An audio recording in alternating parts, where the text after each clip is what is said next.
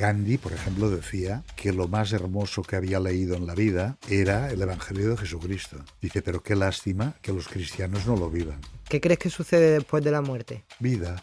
Hay campañas de la prensa, incluso de la televisión, interesadas en desprestigiar la Iglesia. Yo sigo creyendo que puede haber sacerdotes casados, como sigo creyendo que puede haber mujeres sacerdotes. No hay razones teológicas que vayan en contra de todo esto. ¿Tú has visto a alguien que hoy se comprometa para siempre? La palabra fidelidad es que no existe en casi ningún ambiente. Tenemos más motivos de alegría que no de desesperanza. Lo único que hay que buscarlos y hay que crearlos. ¿Los salesianos han sido los que han expandido la formación profesional en España? Somos nosotros, con la formación profesional, es la que está dando más lugares de trabajo. Bienvenido, bienvenida. Hoy tengo conmigo al salesiano Rafael Gasol y la primera pregunta que te quiero hacer, Rafael, es ¿qué tal estás? ¿Cómo te encuentras? Pues muy a gusto contigo, dispuesto a lo que haga falta. Bueno, Rafael, actualmente te dedicas a regentar una parroquia, pero has trabajado mucho con jóvenes y con marginados. Quiero preguntarte, primero de todo, por los jóvenes. ¿Es muy difícil transmitir la espiritualidad a las generaciones actuales? Sí, es difícil porque es una generación que ha crecido con incultura religiosa, con la vergüenza de los padres de transmitir un valor religioso. La sociedad española ha hecho un cambio muy fuerte desde los años 80, principios de los 80, por lo que el concepto religión ha quedado como una cosa de abuelas. Al mismo tiempo, el decir que será la religión como una implicación personal a, a un estilo de vida. El tema de la espiritualidad es otra cosa. Yo pienso que la gente joven sigue teniendo una sensibilidad espiritual grande por conceptos como paz, como compartir, y estos son elementos imprescindibles de la espiritualidad. Y esto yo creo que la gente joven lo tiene. ¿Por qué crees que ha sido en esta etapa de la historia y no antes que la palabra religión ha adquirido como un matiz incluso despectivo, ¿no? A la persona religiosa incluso se le dice, no, es que eres muy dogmático o muy religioso. Sí, o muy facha o muy de derechas. Mira, yo creo que ha habido un cambio político y social en España desde el setenta y tantos que ha llevado a una libertad de opción que antes no había. Y esto ha llevado a que mucha gente haya dicho basta, yo no me creo lo que dicen. Fíjate, he vivido en el extranjero. En el extranjero siguen pensando en la católica España. Hace pocos días estaban extrañados de que los reyes o el presidente de gobierno no estuvieran en París en la inauguración de la catedral, ¿no? Porque decían, en la católica España no han venido a un acto religioso. Es decir, el concepto de la gente es todavía el de hace mucho tiempo. Y sin embargo, España ha cambiado rotundamente. Te puedo decir que en mi historia con gente joven y en pastoral de jóvenes he podido ver la realidad de Europa, ¿no? Mm. Y sí que he comprobado que hay tres zonas de Europa particularmente frías en el tema religioso. Ujú. Y serían Chequia, sería el País Vasco y sería Cataluña, que son los lugares donde hablar de Dios es muy difícil. Ahora, quien cree Mm. es un hombre o una mujer muy comprometidos. Ujú. Y mucha gente se olvida, por ejemplo, que en la bandera española está la cruz encima de la corona. Eso ya no quiere decir que España sigue siendo, en cierta manera, para los demás, un país católico. Has trabajado mucho con jóvenes y te quiero preguntar después por las herramientas o las formas en que tenéis los mayores de transmitir la espiritualidad a los jóvenes. Pero antes quiero que me aclares cuál es la diferencia entre un salesiano, un franciscano, un jesuita, en qué se diferencia un salesiano de las demás ramas. Mira, hoy precisamente, hace 165 años, que un cura del Piemonte reunió a 7 personas, el más joven 15 años, el más mayor era un cura de 47, y les dijo, mirad, Dios tiene un proyecto para la gente joven y necesita brazos. Yo solo no puedo. Por tanto, ¿qué os parece si organizamos la congregación salesiana?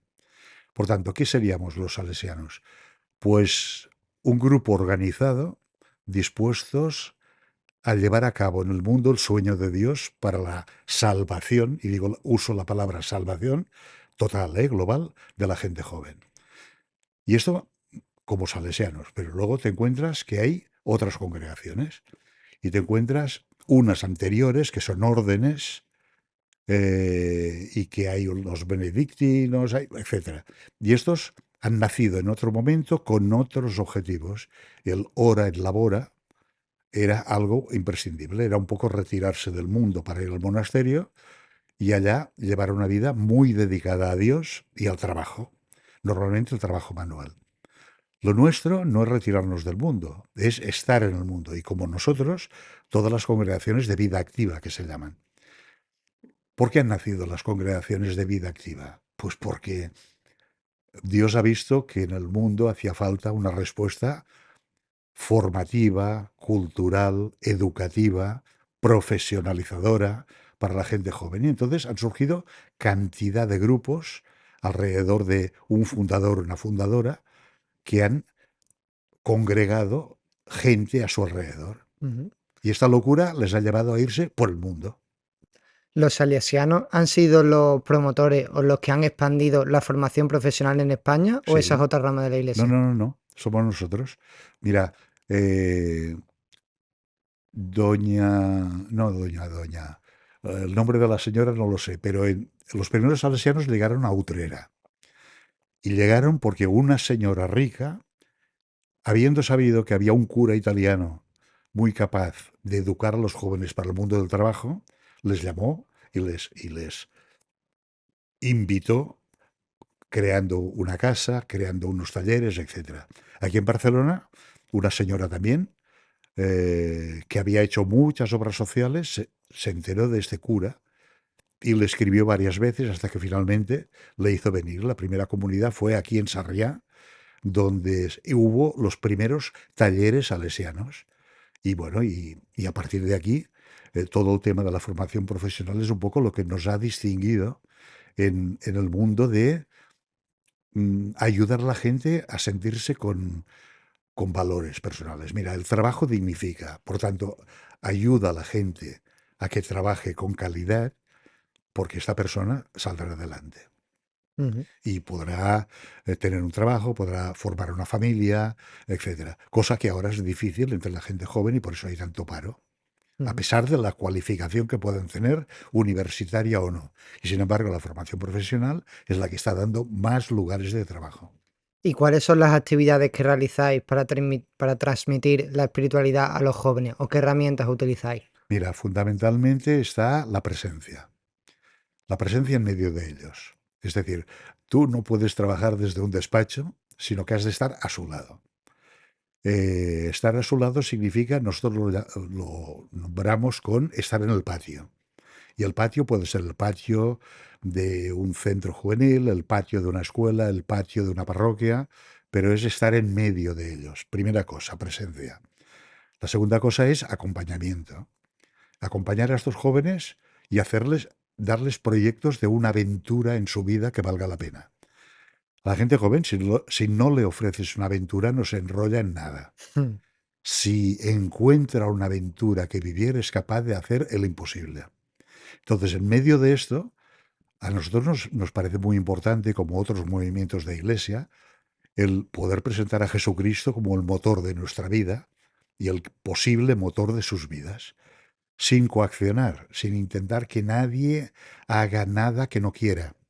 Por tanto, podemos trabajar con cualquier joven, chico, chica, que esté dispuesto a crecer, incluso sin los valores cristianos. Nosotros, por ejemplo, estamos trabajando con musulmanes. Nosotros estamos trabajando con hinduistas. ¿Y qué nos importa? ¿Que se hagan cristianos? No, que sean personas que den respuesta profunda a su vida. Y si es desde el Islam, bendito sea Alá y bendito sea Dios, claro que en el fondo es el que nos manda.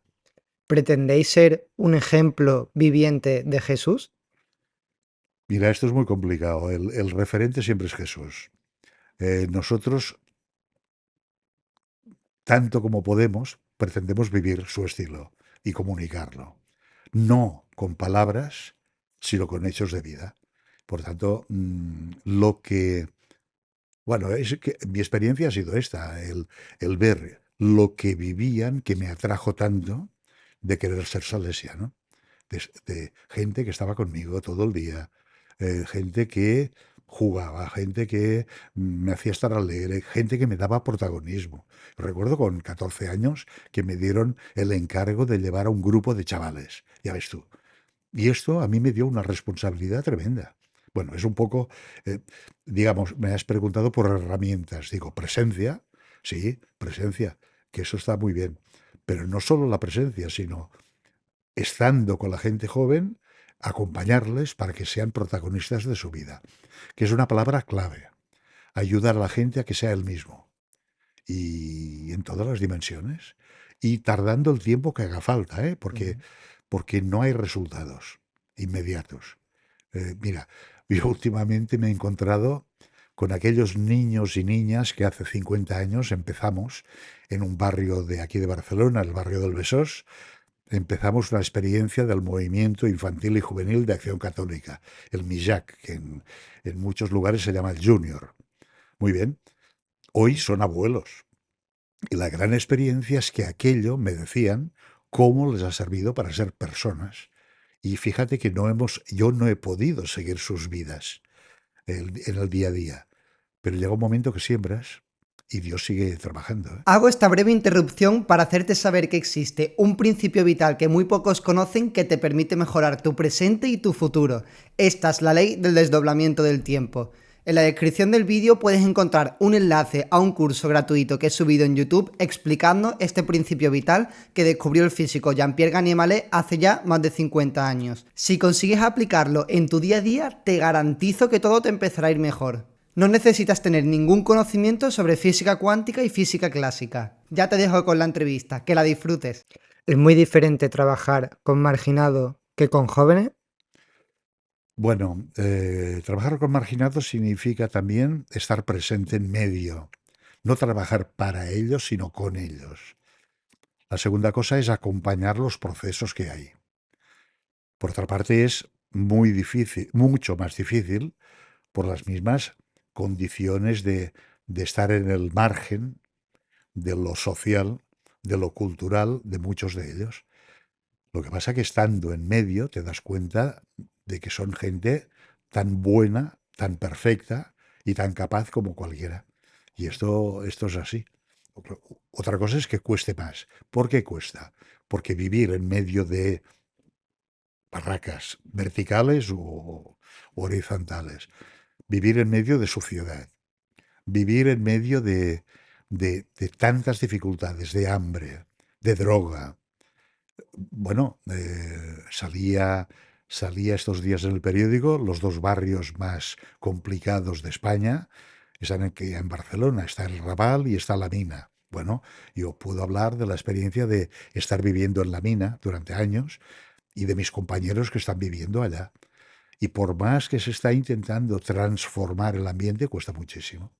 Pero sobre todo hay un grave problema, la droga y la delincuencia. Y Ujú. esto no puedes controlarlo porque hay mafias. Mm. ¿A qué crees que se debe que haya tantas personas, ya no solo jóvenes, sino incluso adultos, que se vuelven adictas a las drogas o tienen problemas de juego y demás? Bueno, cada uno de nosotros tenemos nuestras necesidades muchas veces inconscientes. Entonces, al tener cosas, y esto respecto al dinero, esto es una tentación enorme. Que si yo puedo conseguir dinero fácil, pues esto es fantástico. Lo que pasa que esto es una trampa cruel. Y al mismo tiempo, todo el tema de delinquir, esto, según cómo es muy fácil, porque puedes conseguir muchas cosas, pero, pero no te da la tranquilidad. El tema de las adicciones, mira, las adicciones significa que hay algo que controla tu vida. Como tú eres incapaz de controlarte, necesitas que algo externo controle tu sistema nervioso Mm. y te obligue de alguna forma a ser feliz sin serlo. ¿Cuáles son los votos que has hecho tú, Rafael? Mira, son pobreza, castidad y obediencia. Ujú. El orden lo podemos cambiar, ¿eh? Había uno que me costaba mucho entender, que era el de castidad, lo de cómo se puede renunciar a Ex- tener una pareja y una familia. Exacto. Hasta que lo entendí leyendo un libro que decía, claro, los sacerdotes hacen el voto de castidad para poder dedicarle tiempo a la comunidad, para estar, y no solo a la comunidad, sino a todas las personas, estar abierto y tener tiempo para todo el mundo. Es una decisión muy complicada. Sí. Fue un proceso de decir, quiero meterme al sacerdote y sé lo que tengo, todo lo que tengo que renunciar, o lo tuviste muy claro desde el principio y dijiste, lo voy a hacer y lo voy a conseguir. No, no, no, no es que lo tuviera claro, eso ha sido un proceso de ir viéndolo. Pero mira, distingo entre lo que es un sacerdote diocesano y de un religioso. Quienes hacemos los votos de estos tres somos los religiosos, que nos comprometemos a este estilo de vida con estos votos. Por tanto, optamos con más o menos dificultad, pero optamos. En primer lugar, de participar en un proyecto que no es mío, sino que es común. Y esto sería el voto de obediencia, el proyecto común.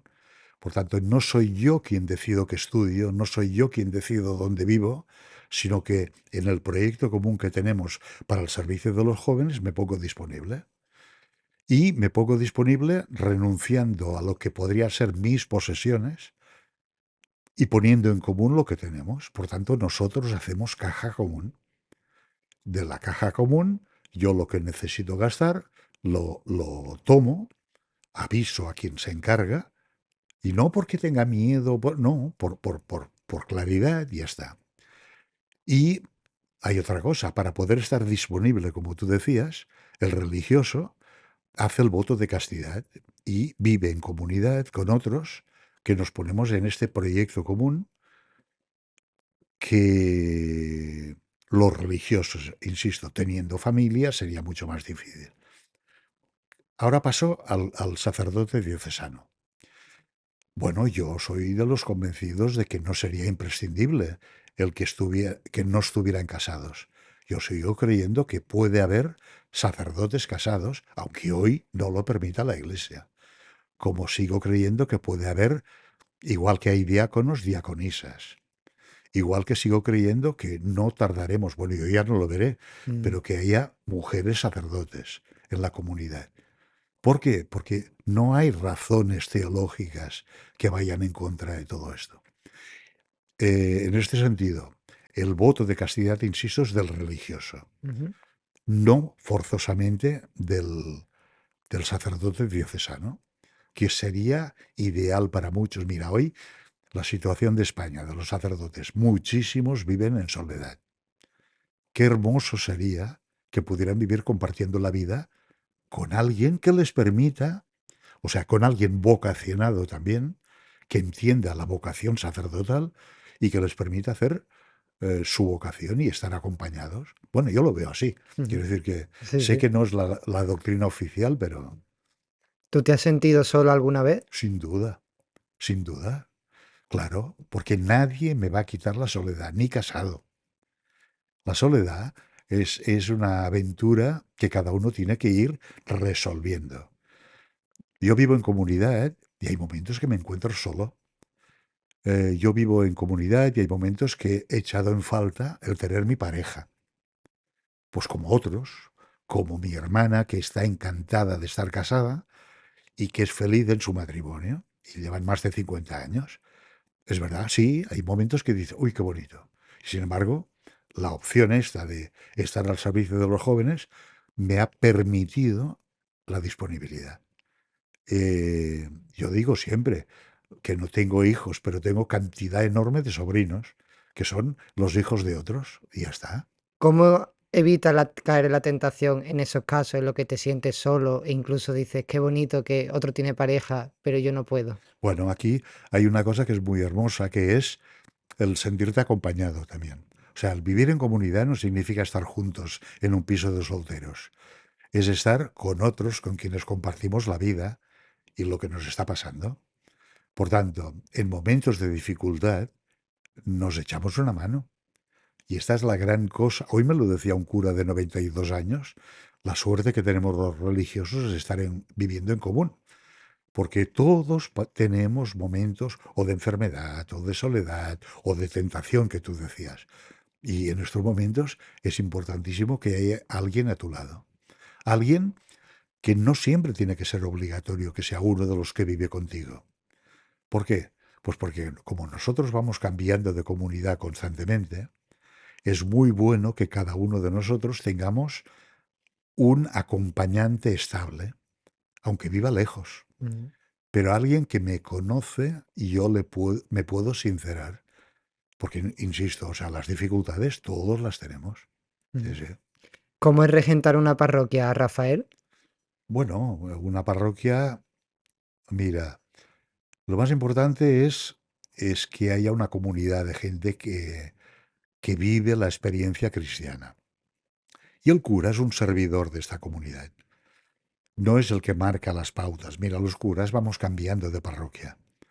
Las personas de la comunidad son estables durante años. ¿Y qué ocurre? Pues que son ellos los que un poco van marcando el ritmo. Nosotros acompañamos en el tema de las celebraciones, en la propuesta de fe, en ayudar a descubrir más a Jesucristo. Y esto, bueno, es nuestro objetivo. Ujú. Pero yo te puedo decir, por ejemplo, en mi parroquia es una maravilla la cantidad de personas que están comprometidas y que van llevando adelante todo, Ujú. desde la campaña de Reyes hasta hace poco la campaña de alimentos o la catequesis, lo que sea. Y no somos nosotros, sino que son ellos los que lo llevan. Según tengo entendido, en España, y digo España porque no sé en el resto del mundo, pero hay cada vez menos gente que se quiere dedicar al sacerdocio. No lo contemplan como una opción cada vez más personas. Y luego también tengo entendido de que aquí en España también la iglesia cada vez está más denostada, es decir, que cada vez se la ve con peor opinión. Ujú. ¿Por qué crees que sucede esto? Bueno, últimamente hay un remonte en cuanto a vocaciones. Y esto está saliendo en los periódicos últimamente. Eh, ¿Son las personas idóneas para la iglesia que propone el Papa Francisco? ¿O son personas que miran al pasado? Esta es la gran duda. Hay muchos que miran al pasado y quieren ser sacerdotes. No todos, ¿eh? Y en esto quiero ser muy respetuoso, pero hay algunos porque ser sacerdote es un poder, es un cargo, es ser alguien. Bueno, y esto requiere también coraje, quiere decir valentía, el querer en una sociedad en la que no cree mucho ni en la iglesia ni en los curas. En todas las encuestas de la Fundación Santa María, casi está antes la credibilidad de los políticos que los de los curas. Imagínate, esto ya es para ponerse a llorar, pero bueno, Se le denota mucho a la iglesia y se le ataca por el tema de la pederastia y por la corrupción, que como me dijo bien una persona un día, en todas las instituciones algo de corrupción hay, porque siempre donde está el ser humano, claro. siempre está la corrupción. ¿Por qué crees que se le achaca tanto a la iglesia en estos puntos y no se le trata de ver lo bueno que tiene? Porque a mí me pasaba de pequeño que yo no era cristiano católico practicante, yo me consideraba agnóstico y decía, hoy jolín, la iglesia cómo la está liando, todo el día aparecen noticias malas sobre ella. Y cuando profundicé y me abrí y dije, bueno, voy a intentar ver lo bueno de la iglesia, conocí personas maravillosas, dedicadas, intentando vivir el evangelio, que dije, pero ¿dónde estaban estas personas Claro, cuando yo era pequeño? es lo típico de que hace más ruido un árbol que cae que un bosque que crece. Y esto es así. Por otra parte, hay campañas de los periódicos, de la prensa, incluso de la televisión, interesadas en desprestigiar la iglesia. Y esto es así. O sea, algo que hace un religioso o un cura sale inmediatamente en primera plana. Y nunca, o mucho menos, saldrá todas estas cosas en cuanto a pederastia, por ejemplo, que suceden en las familias. Y es la gran mayoría de los casos. De todas formas, tienen razón en criticar muchísimo. ¿Por qué? Pues porque representaría que un sacerdote, un religioso, una religiosa debería ser un referente moral y que una persona se aproveche de su prestigio para corromper, para usar, para abusar, para robar Esto es un desprestigio total. Por tanto, está muy bien que esto salga públicamente. Y esto nos pide a cada uno de nosotros que seamos mucho más honestos, mucho más. A mí me duele muchísimo, ¿eh? Cada vez que salen noticias de estas, pero por otra parte dices, es verdad, y tú lo has expresado muy bien, eh, somos seres humanos, por tanto, con capacidad de equivocarnos y con errores. Y bueno, y la misma necesidad de poseer al otro, que tienen mucha gente, lo podemos tener nosotros, en cuanto a acaparar la persona del otro y hacerlo mi hijo, mi dependiente, mi objeto. Mm. Como has comentado antes, los sacerdotes poseen poder, y no ¿Sí? solo los sacerdotes, sino obispos, cardenales e incluso el Papa. ¿Cómo hacéis para no caer en la tentación de utilizar ese poder para mal? Porque como dice, eres referente para muchísimas personas. Sí, sí. Mira, si vamos creyendo que el servicio que hacemos en las comunidades es un servicio y no es un poder, cambia los referentes. Si nos damos cuenta del protagonismo de los laicos, que son los reales ocupantes de una parroquia, cambia todo. O sea, si yo lo utilizo porque es mi lugar de prestigio, de poder, de tener, entonces me he equivocado. O sea, no he entendido cuál es la vocación sacerdotal, que es lavar los pies, que es estar al servicio. Claro que es partir el pan de la Eucaristía, pero es que partir el pan de la Eucaristía, el otro sinónimo es lavar los pies. Y esto es lo prioritario que hemos de hacer. Ujú. Por eso digo que no todo el mundo tiene claro este servicio sacerdotal. Tú que estás en contacto con muchas personas jóvenes y marginadas, o lo has estado, se habla ahora de que tendemos hacia una espiritualidad abierta. Y como has comentado, te relacionas con personas de muchas religiones. ¿Crees que esto está ocurriendo solamente en Europa o en los países laicos donde hay separación de Estado e Iglesia? ¿O está sucediendo en todo el mundo este abandono de la religión y una apertura cada vez mayor hacia una espiritualidad más menos dogmática que le dicen, pero más como abierta a todo, ¿no? A todas las religiones, a lo que nos digan. Bueno, todo el mundo no. Por ejemplo, en muchos países del Islam sigue habiendo unas posturas mucho más dogmáticas que no. O sea, hay una diferencia de 4 siglos respecto al catolicismo en cuanto a esta evolución hacia unos criterios de más apertura. Pero yo diría que sí, que el diálogo interreligioso se está dando entre la gente que vive una religión profunda, sea la que sea. ¿Qué ocurre en este diálogo? Bueno, pues que hay gente que como ha optado por la religión sin Dios, la religión que, lo bonito de la religión, pero que no se concreta en una comunidad cristiana donde se vive, entonces, pues bueno, cada uno usa lo que quiere, usa lo que me apetece. Es Gandhi, por ejemplo, decía que lo más hermoso que había leído en la vida era el Evangelio de Jesucristo. Dice, pero qué lástima que los cristianos no lo vivan. Y este es un poco el gran reto que tenemos. O sea, no nos podemos quedar en la bondad de cualquiera de las religiones, del Corán, del hinduismo, del budismo. Lo que hay que hacer es vivirlo. Y cuando te encuentras con gente que vive, allá es posible un diálogo. Es posible, sí, sí. Ujú. Un diálogo que es diálogo, que no es imposición de ideas. ¿Crees que Dios te guía o intentas simplemente vivir el Evangelio y seguir el ejemplo de Jesús? Bueno, yo estoy convencido de que Dios está presente en mi vida desde antes de que yo naciera. Pero lo voy encontrando. O sea, esta misericordia, este amor, esta ternura de Dios cotidiana, la voy encontrando en la relación de cada día. Mira, el tema de la fe no es algo que uno adquiere de golpe, es algo que se curra uno en el día a día, a partir de silencios de Dios, a partir de cabreos tuyos, a partir de dificultades que tienes con gente que la piensa diversamente. Y entonces el estar constantemente diciendo, bueno, ¿yo qué creo? ¿Yo en qué creo? Yo, al final, llegas a una conclusión de que no crees conceptos, sino que crees en una persona, Ujú. que es Jesucristo. Y el intentar vivirla, esto te da una libertad muy grande. Y como el mismo Jesucristo nos dice que quien le conoce a Él conoce al Padre, por tanto, es cómo me acerco a Dios a través de Jesucristo. Ujú. Me preocupa poco el triángulo, el ojo en medio, me preocupa muy poco conceptos que se han elaborado a lo largo de la historia. Me preocupa menos. Cada vez tengo más claro que lo principal es Jesucristo.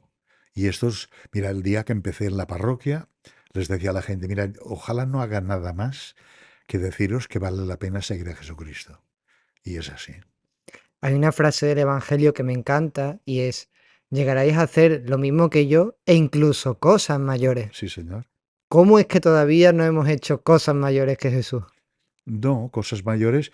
Mira, yo tengo la anécdota, que creo que es verdad, de un compañero mío, misionero en la India, que contaba como un misionero español había resucitado a un muerto. Y quien estaba a su lado decía, le señalaba diciendo, es él, es él. Bueno, es decir, para Dios no hay nada imposible. Y lo mismo que hizo Jesús, después lo hicieron los apóstoles. Y hoy, si creemos en Él, hoy podemos hacer esto. Ujú. Yo he visto milagros, he visto, he visto transformaciones, he visto el día que a mí me desaparece una bolsa, en aquel momento había 300 euros, 3.000 euros, que era para pagar, vale, me desaparece. Tú te creerás, era en pesetas, por tanto he tenido que calcular. Tú te creerás que menos de un día me aparece una bolsa con aquel dinero. Yo esto lo he vivido, o sea, no cuento ninguna mentira. Y sé, podría decir a las personas que creo que lo dieron sin decir nada. Por tanto, hay cosas que, ante necesidades de la gente joven, yo he vivido cosas así. Yo he vivido como en las Ramblas de Barcelona, con otro compañero, íbamos pidiendo dinero por las casas, porque queríamos llevar a colonias a unos chicos que no tenían nada para ir. Y conseguimos poder pagar las colonias. Y dices, oiga, ¿y se van a fiar de mí? Dices, es igual, voy a intentarlo. Ujú. Esto como los frailes capuchinos que iban a pedir, ¿no? Ujú. Hay sacerdotes que se agarran al hecho de que el Evangelio es una enseñanza, no es un libro histórico, es decir, el Nuevo Testamento no cuenta una historia cronológica de la vida de Jesús, sino pretende dar una enseñanza a la humanidad. Respecto a esto, muchos sacerdotes he escuchado decir que la figura del demonio o de que expulsaba espíritus inmundos Jesús no es algo literal, es decir, que el demonio no existe como tal, sino es algo alegórico, algo simbólico, igual que los ángeles. ¿Qué opinión te traes? ¿Existen los ángeles y el demonio y los espíritus inmundos? A ver, yo estoy convencido de que existe el bien y el mal. Personificado, si los ángeles son los que anuncian de parte de Dios las buenas noticias, los que están a nuestro lado para acompañarnos de parte de Dios, pues les llamaré ángeles y creeré que existen. Lo mismo, existe el mal y el príncipe de las tinieblas. Y por tanto creo que tiene también, que esto es en el lenguaje del Apocalipsis, existen su ejército que intenta colaborar con él para vencer al hijo de aquella mujer que va a dar a luz.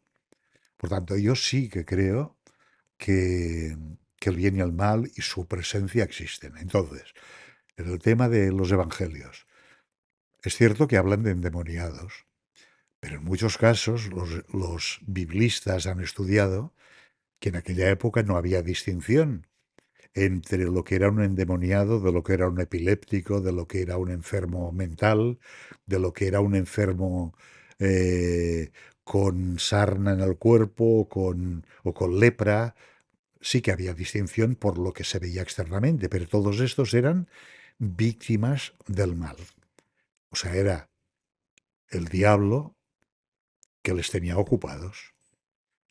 ¿Qué significa que viene Jesús a liberar al preso de la cárcel, al enfermo del hospital, al hambriento de su hambre, así? Pues significa que libera. Y liberar en el tema de Jesús es hacer estas acciones que hacen que estas personas no sigan estando al margen de la sociedad, que es donde les correspondía, al leproso, al endemoniado, etcétera. Por tanto, puede ser simbólico, en muchos casos seguro que es simbólico, que podía derrotar la presencia del mal. Evidentemente creo que sí. Ujú. No eres experto en este tema, pero existen sacerdotes que exorcizan. Sí. Claro, me genera un poco de controversia porque exorcizar quiere decir que sacas como un espíritu inmundo, un demonio de una persona. ¿Sabes algo al respecto? Poco, pero sé que existe, sé que esto funciona, sé que hay mucha gente poseída, lo sé. Eh, Sé que hay gente que viene a pedir que le bendigas la casa porque hay demonios. Hay muchas personas de estas tienen su problema mental, esto lo afirmo. Pero también afirmo que hay personas que tienen experiencias fuera de lo común. Entonces, es bueno que haya alguien que les bendiga de parte de Dios para que se liberen de esta pesadilla tan tremenda que les agobia. Yo creo que sí. Mm. Yo recuerdo mucho de una persona que me vino un día porque en su casa se movían las lámparas, se movían los cuadros, se movía todo y tal, tal, tal. Yo le dije, no te preocupes, eh, lo tomo bajo mi responsabilidad.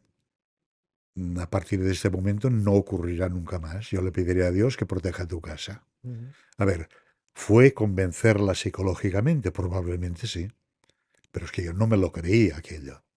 ¿Pudo haber sido cierto? Sí, por cómo me lo contaba, sí, pero, pero era bastante flojo el Mm. razonamiento que me daba. Era más miedos suyos. Mm. Y hay momentos en que esta función de referente que te decía antes el sacerdote, que es como un gurú, que es como un hombre de Dios, pues yo sí que lo he asumido en algunos momentos para quitar el miedo a las personas. Ya está.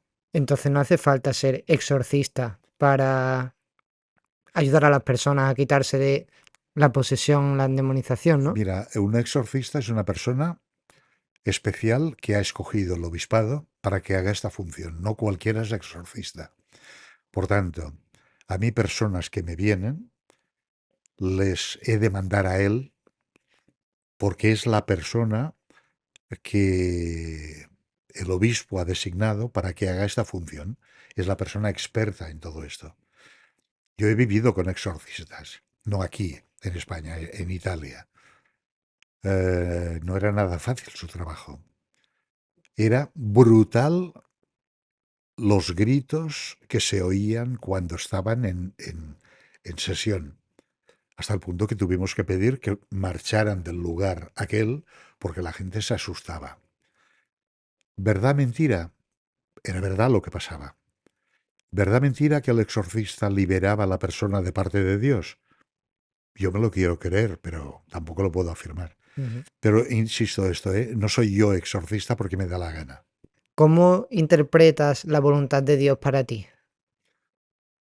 Bueno, el gran problema es siempre el mismo, el decir, Señor, yo quiero hacer tu voluntad.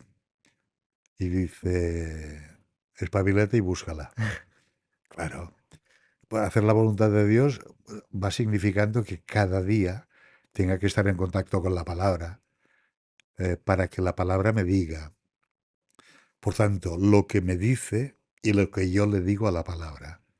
Y de este diálogo va surgiendo lo que en esta situación concreta creo que tengo que hacer para responder lo que Dios me pide.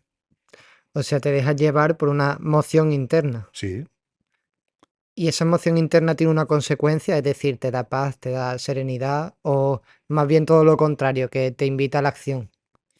no forzosamente es la acción. Yo creo que lo has expresado muy bien. Es el tema de la paz. Que hagas lo que quieras, lo haces con paz. Lo haces, sí, porque no vale la pena perder el tiempo en ganar el mundo si pierdes el sentido de la vida. Entonces, cuando haciendo lo que haces encuentras sentido, es que te encuentras con mucha paz y lo haces y punto. ¿Cuál crees que es el futuro de la iglesia? Bueno, es un problema. Mira, Juan 23 es una anécdota que me encanta de este hombre. Papa, problemas los que tú quieras. Cuando se iba a acostar, se sentaba en cama, se dirigía a Dios y le decía, te recuerdo que la iglesia es tuya, cuídala tú, que yo quiero dormir. Bueno, es una anécdota, pero es tan cierto esto que te digo, el decir, yo creo que la iglesia continuará porque es algo querido por Dios y generado a partir de Jesucristo, porque los humanos se organizaron desde el principio y por ser los humanos con errores y con aciertos, pero que continuarán las pequeñas comunidades, insisto, pequeñas, de cara al futuro. Gente entusiasmada y enamorada de Jesús, estoy seguro, estoy seguro. Mm. No será lo que estamos viendo ahora. Cuando empecé a profundizar en la fe, me costó un poco entender el hecho de que el cristianismo busca crear, como bien has dicho, pequeñas comunidades donde se viva el evangelio. ¿Eh? Pero luego está el hecho de que dependemos muchas veces de leyes que vienen del Estado central o de una comunidad autónoma o de una provincia que influyen en, en la vida en nuestra vida diaria. Claro, lo ideal es vivir el evangelio adaptado al país donde te encuentras. Ya que has estado en diferentes países de Europa, ¿dónde crees que es más fácil vivir el evangelio? Bueno, yo supongo que en todas partes hay que vivirlo. Por ejemplo, hay leyes en España que han influido poderosamente en apartar todo lo religioso de la cultura de la gente, en respecto al tipo de enseñanza, al tipo de clases de religión, al tipo... ¿Que había que hacerlo? Seguramente sí, para salir de aquel empacho que había religioso, del que muchos se han liberado para bien. Pero claro, eh, hay leyes que impiden que tú puedas vivir tu fe con coherencia. Y ya está. Y entonces has de decir que no. Y has de decir que no. Y esto es complicado, Claro, porque puede generar incluso conflictos en un claro. país.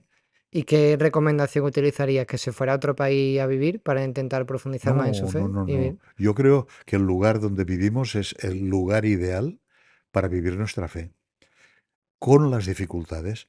Recuerda que cuando a Jesús le pregunta Pedro, ¿y nosotros que lo hemos dejado todo, qué nos tocará? Dice, vosotros que habéis dejado casa, padre, madre, esposa, hermanos, tal, tal, tal, tal, tal, os tocará el ciento, con persecuciones y la vida eterna. Para mí el tema de con persecuciones significa esto, que el ser cristiano nos obliga a la coherencia. Y la coherencia significa no aceptar cualquier cosa, por más que sea la mayoría quienes lo viven. Porque las mayorías no quiere decir que sea la verdad. Puede ser lo común en esta sociedad llamada española, la sociedad italiana, la francesa, pero puede ser lo común. Estadísticamente son los que ganan. Pero esto es el Evangelio. No, no, no. la promesa de Jesús tiene muy mal marketing porque, claro, te promete por un lado la vida eterna, lo que cualquiera desearía, y por el otro lado el sufrimiento. O Sí, sea, van de la mano, ¿no? sí. Si no, es como que si no sufres no puedes obtener la vida eterna en esta tierra. ¿Qué crees que sucede después de la muerte? Vida. O sea, después de la muerte continúa la vida. Y la vida será para siempre. Es más, la vida eterna ya ha empezado. Esto que estamos viviendo tú y yo ahora forma parte ya de la eternidad. Porque si es vida, es única. Y yo estoy convencido de este don de Dios que nos ha dado la vida eterna. Lo único que la viviremos de otra forma. Yo no te sé decir cómo. En principio, lo que nos dice la palabra de Dios es que no viviremos en este cuerpo mortal, etcétera. Pero que lo fundamental, yo continuaré siendo yo. Es decir, esta relación personal que Dios me invita a vivir con Él a través de Jesucristo continuará personalmente. Yo no seré uno en medio de la masa, seré yo. Y esto es lo que me da la garantía de eternidad. Y creo que sí, cada momento de la vida tiene esta connotación de eternidad. Y esto me lleva a esta coherencia de vida que te decía hace un momento, que hay cosas que valen la pena vivirlas y transmitirlas, y hay cosas que hay que negarlas, porque esto no forma parte del proyecto de Dios. El otro día, hablando con mi madre, me dijo, la iglesia es cierto que dice que después de la muerte hay como tres opciones, ¿no? Te vas al cielo, al infierno o al purgatorio. Y ya después del purgatorio vas a un lado a otro. Sin embargo, la iglesia nunca ha dicho que una persona haya ido al infierno. Bueno, concretamente se dice que Jesús bajó a los infiernos cuando murió en la cruz, pero no ha dicho que ninguna persona después de morir se encuentra actualmente en el infierno. Solo dice que existe esa posibilidad. Respecto a esto te quiero preguntar, ¿crees que realmente existe el cielo, el infierno y el purgatorio después de la vida? ¿O es como una forma simbólica de decir algo? Mira, yo estoy convencido que la libertad que Dios nos ha dado pasa por aceptar que cada uno sea muy libre. Es decir, que puede haber gente que diga que no al proyecto de Dios. Y por tanto, Dios no le forzará. Por tanto, ¿qué significaría infierno para mí? Pues haber optado por no querer vivir esta vida con Dios. ¿Qué significaría cielo? Esta opción de querer vivir la vida con Dios. Y yo voy diciendo cada vez más que purgatorio es lo que estamos viviendo, que es el momento de las grandes decisiones, el momento en el que yo no tengo claro el hacia dónde y tengo que tomar la decisión en mi vida apostando por el bien o por el mal. Por tanto, es este momento de indefinición, que hay mucha gente que lo explicaba diciendo no. Es que como hay gente que no ha sido buena durante la vida, tiene que purgar, purgatorio. Tiene que purgar un tiempo hasta que esté limpio. Bueno, llamémosle como sea, pero esto, el momento de la definición por Dios o no, pasará por nuestra mente lo que hemos vivido. Y yo tendré muy claro todos los momentos en que no he apostado por Dios. Ujú. Y creo que Dios me dará una mano en aquel momento para decir, venga, chico, que quiero estar contigo para siempre. O sea, lo expreso de esa Ujú. manera. Hay gente dentro de la iglesia que dice que está viendo señales de que se está cumpliendo el apocalipsis. Y también hay gente que dice dentro de la iglesia que no, que el apocalipsis no se está viviendo ni lo vamos a vivir dentro de poco, porque es cierto que hay señales que pueden coincidir con lo que está escrito en el apocalipsis, pero no todas, o a lo mejor no es el momento. ¿Cuál es tu opinión respecto al apocalipsis? ¿Lo estamos viviendo o no? Bueno, es que el apocalipsis se está viviendo en cada generación humana. El apocalipsis se estaba viviendo apenas murió Jesús, cuando la destrucción de Jerusalén, cuando la persecución de las primeras comunidades cristianas, cuando el martirio de los primeros. Parecía que aquello era el fin del mundo. Mírate ahora la prensa, mira qué está ocurriendo en el mundo, mira las señales que hay en el cielo, mira, bueno, es decir, estas señales que indican que el fin está por llegar, en todos los tiempos se están viviendo. ¿Cuándo llegará el Hijo del Hombre? Esto no lo sabe nadie, ni el Hijo, lo sabe solo el Padre. ¿Y cuándo será? Pues cuando Dios quiera. Ujú. Pero en este sentido, yo sí que creo que el apocalipsis es lo que estamos viviendo en este mundo de locos que nos ha tocado vivir, en este y en todos los mundos de locos. ¿Crees que la segunda venida se refiere a una persona física como fue Jesús o se refiere más a su espíritu que regresa en el corazón de cada uno? Bueno, es que viene Jesús, el Hijo, a recoger a todos los convocados durante toda la historia. Físicamente, yo diría que no, porque la experiencia que nosotros formulamos es que Jesús ya no está en el cuerpo. Y entonces Él viene y convoca a todos aquellos que han escogido, aquellos que dicen que han lavado su túnica con la sangre del Cordero, y los convoca, y que se habla de los 144.000 señalados, que sabemos que esto sí que es un número simbólico, de 12 por 12 por 1000, que quiere decir la tira de gente. Claro, que será inmensidad de gente. Y que vendrá Él, que vendrá con sus ángeles para separar a unos de otros. ¿Y cuál será la separación?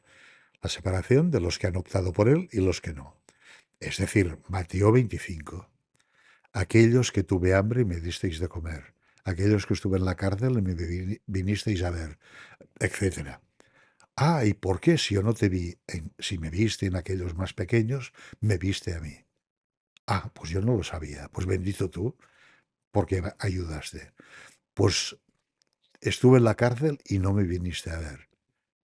Vete, maldito de mi padre, porque no me reconociste en vida, porque yo estaba presente en ellos.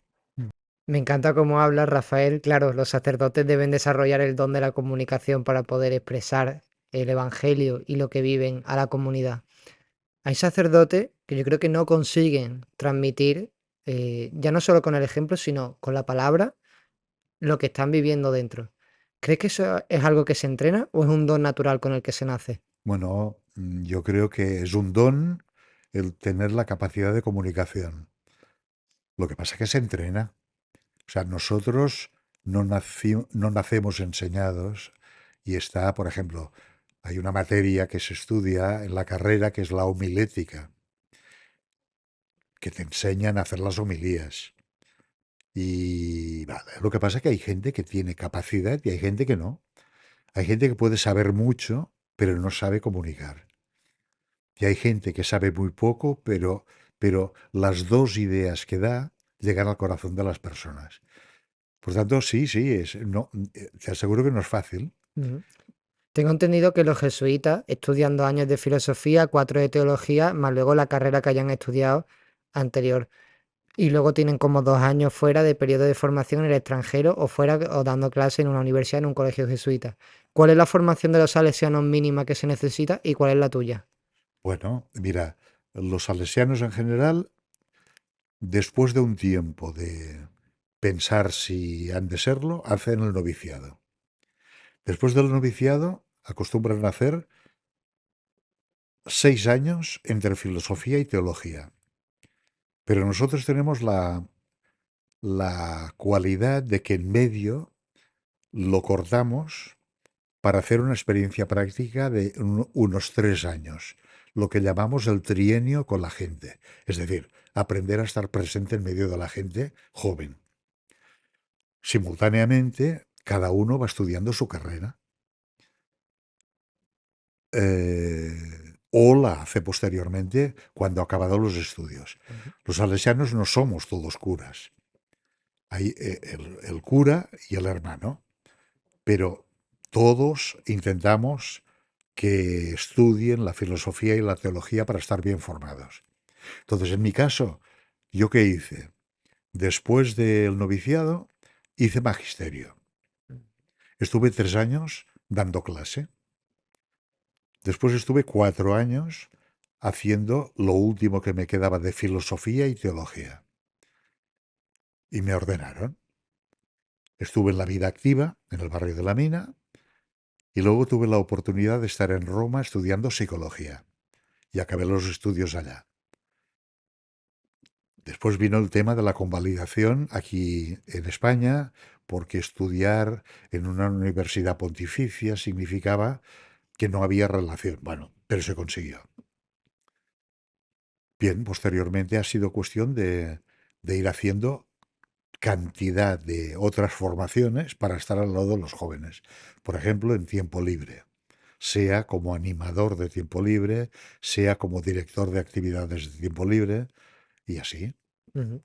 Me imagino que no todos los casos serán de éxito. ¿Me podrías decir más o menos un porcentaje? A ojo, evidentemente no hay datos, pero no tendrás datos seguramente, pero a ojo de cuántos son los casos de éxito que habéis tenido y de fracaso. ¿Éxitos en qué sentido? Éxito en el sentido de que formáis al joven, como habéis dicho, para que se adecue y entre en el mercado laboral y la sociedad, Ah, ¿no? sí. Oh, estos datos no son fáciles ahora para mí, pero por ejemplo, en formación profesional hay más de un 80% de éxito. También es verdad en según qué carreras. Luego está la historia de los bachilleratos, que esto es más complicado, porque después no sabes eh, las carreras que la gente hará eh, y después el éxito laboral después de la carrera. Ujú. Vale. Nosotros también nos hemos especializado en recuperar chavales que han fracasado en la escuela.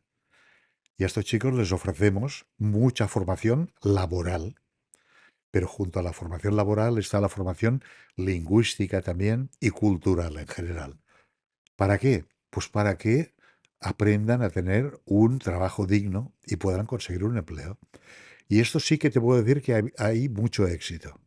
Chicos que han fracasado en la escuela porque son malos, esta es la palabra utilizada por muchos profesores, este es malo, es decir, suspende. No es malo, suspende. Dándole oportunidades, esto se logra. Tengo un ejemplo muy concreto de un muchacho, no diré su nombre, fracasando en la escuela constantemente, pero era muy hábil en el tema de la música, en el tema de manejar los instrumentos para grabaciones. Pues se le puso en un grupo de teatro como técnico de sonido. Maravilló a la gente y era un chaval de 15 años, ¿eh? Les maravilló por lo bien que lo hacía.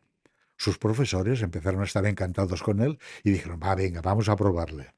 Así mismo, este chico hizo un grado medio, lo aprobó. Este chico hizo un curso puente, lo aprobó. Este chico hizo un grado superior, lo aprobó. Mientras hacía de educador de tiempo libre y de director de tiempo libre. Y mientras se preparó para ser mago y poder entretener a los chicos con dificultades. Todo eso es cierto lo que te digo. Ujú. Bueno, tú sabes que este chico una vez acabó los distintos grados, empezó en la universidad. Este chico ha acabado ingeniería. Fíjate.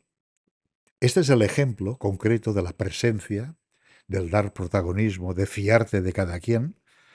Y para mí es el ejemplo, es lo mismo que hizo Don Bosco con los chavales. Que esto funciona. Con todos no, con todos no. Ujú. Hay muchachos que están rebotados con la vida y le ofreces lo que sea y no se puede. Ujú. O sea, a mí me han pegado, chicos. Y bueno, y depende de cómo reacciones. Y me han llamado de todo. Y depende de si me lo he creído o no. Que te llamen hijo de la gran madre, esto es muy fuerte, pero dices, bueno, como no lo soy, ya está. Claro, como sabes quién eres, Claro, cada vez hay más familia desestructurada. sí. ¿Ves que ha habido un cambio radical de los años 80, como mencionaba, hasta ahora en cuanto a ese tema? Sí, porque ahora hay más libertad de dejarse. Hay la palabra fidelidad hoy es que no existe en casi ningún ambiente. Yo recuerdo mucho a un muchacho que hoy es profesor universitario, a quien en un momento concreto le hice una propuesta de permanencia en, bueno, en un compromiso en su vida y sería para siempre. Y me contestó, ¿tú has visto a alguien que hoy se comprometa para siempre? Bueno, pues esto pasa en las parejas. Y hay muchas parejas que se han sentido atraídas no por un proyecto de vida en común, sino por el sexo, porque se han gustado, pero no porque hayan planteado las cosas con seriedad. Por ejemplo, una cosa que rompe mucho es la vivencia de la sexualidad en común, Mm. pero rompe mucho la vivencia de la economía en común. rompe mucho los roles masculino y femenino. Cuando hay quien sigue manteniendo un rol del señorito, mientras que la otra es la criada. Y bueno, y si se encuentran con ella que se rebota y no lo acepta, bueno, duran 4 días. Y te aseguro que es muy duro lo que sufren los chavales. ¿Cómo podemos aumentar la sensibilidad ya no solo por estos jóvenes que sufren de familias desestructuradas, sino por todas las personas que sufren, pobres, marginados, personas que lo están pasando mal? Bueno, es que hay que abrir los ojos y hay que mirar alrededor. O sea, si alguien se contenta con mirar la tele y este es su referente, pues dirá, "Ay, lo de cada día. Hoy mira un diluvio, aquí una guerra, aquí un no sé qué". Pero si no giras la cabeza para mirar al vecino, si no te preocupas de la gente que tiene hambre, si no colaboras, si no compartes, ¿qué, qué dice la palabra de Dios? El que tenga 2 túnicas, que reparta una al que no tiene. El que tiene comida, que reparta lo que tiene con el que no tiene, etcétera. Y aquí aumentar la sensibilidad sería fantástico. Lo que pasa que hay, bueno, yo creo que sí que hay mucho egoísmo. Hay mucha necesidad, pero hay mucho egoísmo también. ¿Ha aumentado el egoísmo? Y si ha aumentado, ¿a qué crees que se ha debido? Bueno, cada quien ha ido a la suya. O sea, el individualismo ha crecido muchísimo. Mira, en la gran ciudad no existe la relación cercana entre vecinos. La gente nos desconocemos. Se puede morir el vecino de enfrente y ya no es aquello que hubo en un tiempo. O sea, cada quien va a la suya y esto es grave. Eso me di cuenta el otro día que fui a Cádiz a hacer una entrevista a un pueblo de la sierra, nada, 2000 habitantes. Tú pasabas paseando por la calle y todo el mundo, buenos días, y no me conocían, ¿eh? Buenos días. Aquí por la ciudad, por Barcelona, me he También. encontrado, pues, más personas incluso que en el pueblo, 3000 4000 personas que llevo aquí 3 días, ni un buenos días, casi nadie, vamos. Aquí la limpiadora sí es cierto del hotel, a los recepcionistas, a los trabajadores, ¿no? Pero, y porque creo que porque estoy pagando también el servicio, pero, vamos, lo que tú Sí, sí, dices es sí, que sí, ya sí. ni eso, o sea, ya ni los vecinos. Sí, sí. De hecho, esta mañana he tenido una entrevista con una persona que trabaja en el teléfono de prevención de suicidio y me comentaba, muchas personas se sienten solas porque carecen de padres, de amigos, de personas queridas, pero no menciona nunca la palabra vecino. Como que el vecino ha desaparecido en nuestra vida. Aquí sí. ¿Cómo podemos volver a eso? Ay, pues mira, yo creo que es bastante difícil en la ciudad, ¿eh? Porque cada quien se encierra en su casa y yo creo más en algo romántico que existía, que eran las asociaciones de vecinos, en las iniciativas de los barrios donde congregas a la gente, en, por ejemplo, las cenas que estamos haciendo allá en la parroquia con los del centro juvenil, y que son los muchachos y sus padres, o los de la plataforma de educación social. Es decir, estos momentos en que favoreces el encuentro, porque si no, Ujú, la gente se desconoce y se huye. totalmente. Y si le quisieras dejar un mensaje a la audiencia, ¿qué le dirías? Que vale la pena vivir con esperanza. Vivir pensando que estamos viviendo para la eternidad. Así. Y que tenemos más motivos de alegría que no de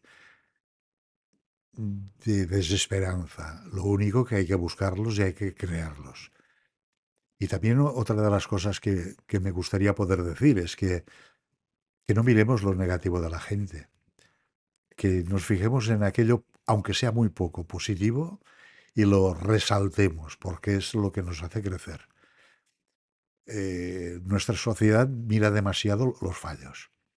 Por tanto, que alguien esté subrayando lo positivo y, dicho en cristiano, bendiciendo a la persona del otro por todo lo bueno que es, esto es una maravilla.